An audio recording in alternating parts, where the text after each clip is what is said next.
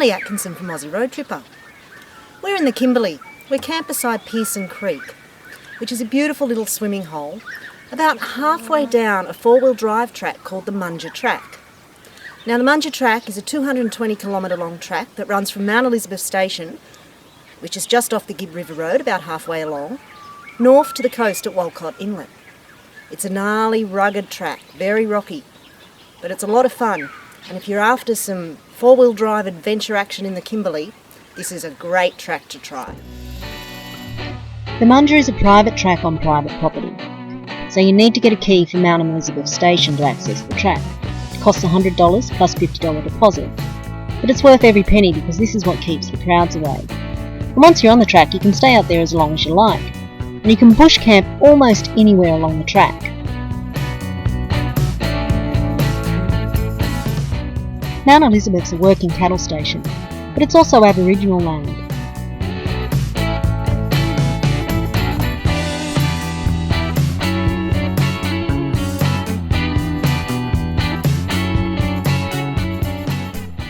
These Guion figures, which used to be called Bradshaws, are thought to be more than 20,000 years old.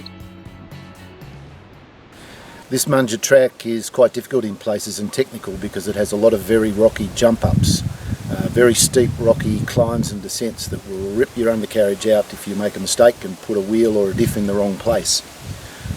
So the trick is to have plenty of clearance, use low range low, and keep your wheels on the high rocks and keep your diff on travelling over the low ground. And hopefully then you'll get by without too many scrapes. You will scrape a few things, but hopefully nothing too precious. The first 67 k's aren't too bad. A few creek crossings, but nothing really tough. This is the famous Magpie jump up, and from here on in, the track's pretty rough.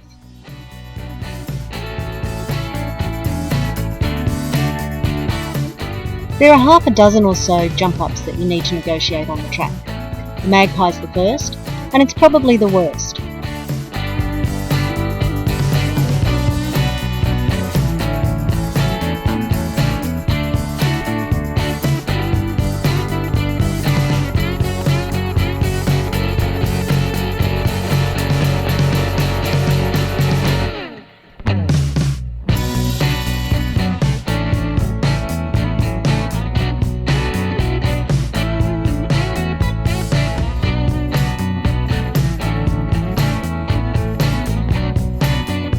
The trick is to always work out your line of attack before you head up or down the hill.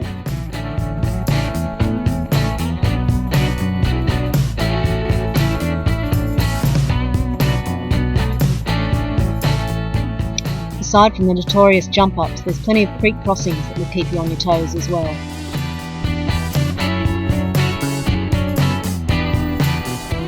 They say the track's suitable for small off-road camper trailers, and we did see some people towing. We left ours at Mount Elizabeth Station and we're really glad we did. It probably would have made it through okay, but the chances of breaking something were fairly high, and it was much more fun without it.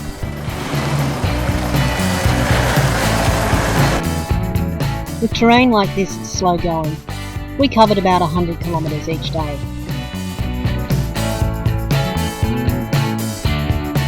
There are plenty of special spots on the track. One of my favourites is Wren Gorge, which is about 15 kilometres beyond Baxton's Creek Bush Camp. It's a perfect spot to cool off on a hot day, as is Pearson's Creek, where we bush camped for a couple of nights.